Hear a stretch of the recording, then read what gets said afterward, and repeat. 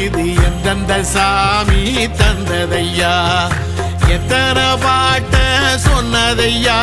அத சுத்துற பூமி கண்டதையா அடிச்சு வீசும் காத்துலையும் அந்த தகப்பனாச சுத்துதையா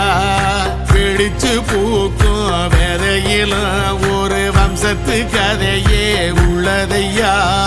100 தலைமுறை சேர்ந்து செதுக்குன ஈர நலம் இது பாறையா வாழும் வரையிலும் நீயும் விதைக்கிற கடமை இருக்கு கேளையா கோடி விளக்காயேந்தி கிடந்த